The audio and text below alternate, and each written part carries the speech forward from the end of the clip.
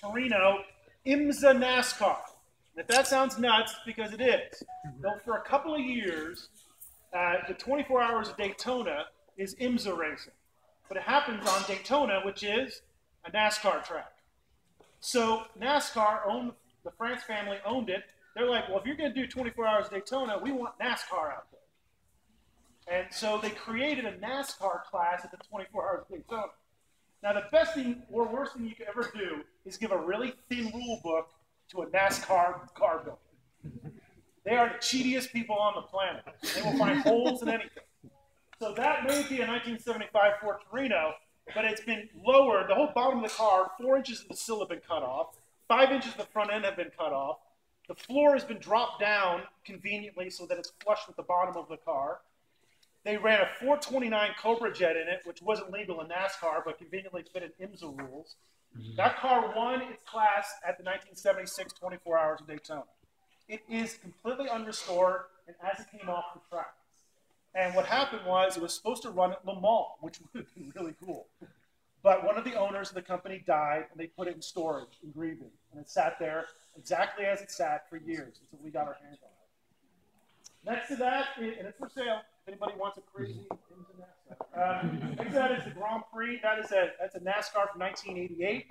That's a Group 44 car. Group 44 was a sports car team, and from the 70s and 80s, they ran mostly British stuff. They ran like Triumphs, and they were famous for Jaguar. They won the Trans Am Series in a Jaguar.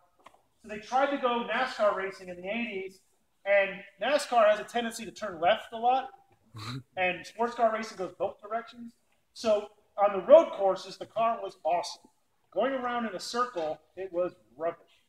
So it didn't do so well. They dumped a ton of money into it. It only lasted 2 years in NASCAR. But it is a Group 44 car. It's also the cheapest car here you can buy.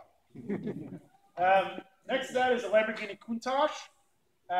You'll see a few of them we have here. Countaches are now picking up in popularity. Collector cars are a generational thing. So for a long period in the 80s and 90s, 50s cars were the big thing because people who were kids in the 50s wanted their 55 Chevy. Then it's moving up. The 60s, muscle cars were the big thing. In the 90s and into the 2000s, because that generation now had the money, that Chevelle they wanted in college or whatever, and they bought that car.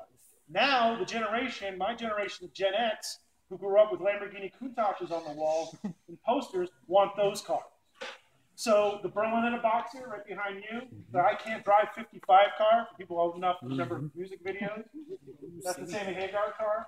The Countach, the Porsche Turbo are all accelerating massively in value right now. Anybody know where Countach, the name Countach means? Bull. Name of bull. It's an exclamation. Now, most every Lamborghini is named after a bull or a fighting bull. Murcielago. They all have a specific meaning. The Countach was not. The Countach, Lamborghini has their factory, and it's not in a big town. It's not in a small town. And they've got their skunk works out in a farm, basically, back in the 70s, building the first Countach. They pulled it out. And I got this firsthand from a guy who was there. They pulled it out. They were putting it on a trailer. There was a farmer on a tractor, probably a Lamborghini tractor, because that's what they built. And they go, "What do you think of the car?" And he goes, "Countach," which is a local dialect.